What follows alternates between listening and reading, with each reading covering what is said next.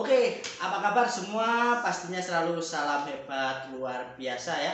Oke, sekarang kembali lagi bersama saya. Kali ini kita akan sharing-sharing ya tentang ciri-ciri pemimpin.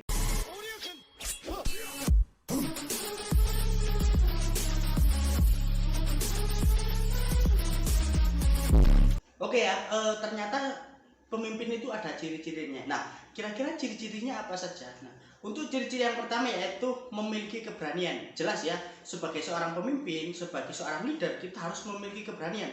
Jangan sampai kita ini nggak berani untuk mengambil keputusan, nggak berani untuk mengambil tindakan ya, sehingga bagaimana kita bisa memimpin tim kita kalau kita sendiri aja nggak berani ya untuk mengambil langkah lah ya.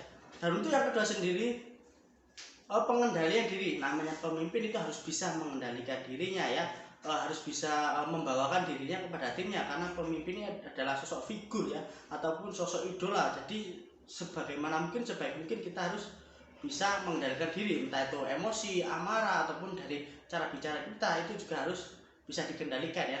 Dan untuk yang ketiga sendiri ya, rasa keadilan yang kuat. Sebagai seorang pemimpin ya, kita harus bisa adil kepada tim kita, semua tim kita. Jangan sampai kita itu berpihak kepada satu tim dan tim yang lain dirugikan ya. Jadi kita harus sama-sama adil. Kalau ngasih satu ya sama-sama satu, kalau ngasih dua sama-sama dua. Jangan ngasih satu terus yang satunya dikasih dua. Nah, itu juga hal yang kurang pas ya. Dan untuk yang keempat sendiri yaitu berani mengambil keputusan. Nah, ini pemimpin dituntut untuk berani mengambil keputusan yang tepat ya. Jangan sampai ketika ada peluang ataupun ada kesempatan dia nggak berani untuk mengambil keputusan, cuman mikir-mikir doang. Nah, kalau pemimpinnya aja nggak berani mengambil keputusan, bagaimana dengan timnya, bagaimana dengan anak buahnya ya. Dan untuk yang kelima sendiri yaitu punya rencana.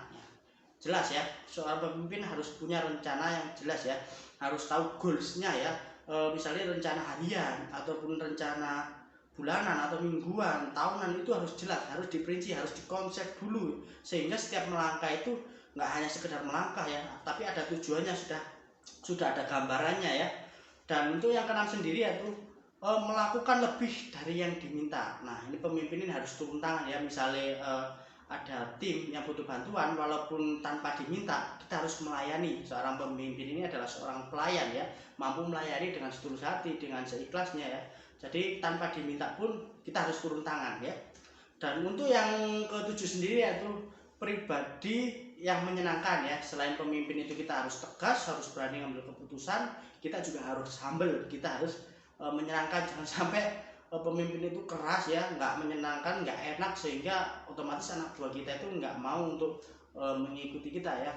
Dan untuk yang ke-8 sendiri yaitu simpati dan pengertian. Nah, ini penting sekali. Ketika anak buah kita atau ketika tim kita itu ada masalah, ada kesulitan ya, kita harus turun tangan, kita harus melakukan secara pendekatan, kita harus membantu, kita harus mencarikan solusinya ya, sehingga nggak cuma diem-diem aja ya.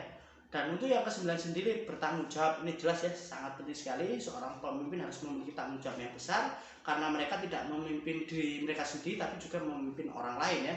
Dan yang ke-10 sendiri yaitu kerjasama ya. Kalau kita ingin hasil yang bagus, kalau kita ingin hasil yang baik ya, kita harus mampu berkolaborasi ya, kita harus mampu bekerjasama dengan tim supaya bisa menembus goals atau menembus impian-impian kita ataupun target-target yang diinginkan ya. Oke, sekian dulu sharing-sharing saya ya, semoga bermanfaat dan pastinya selalu salam hebat luar biasa.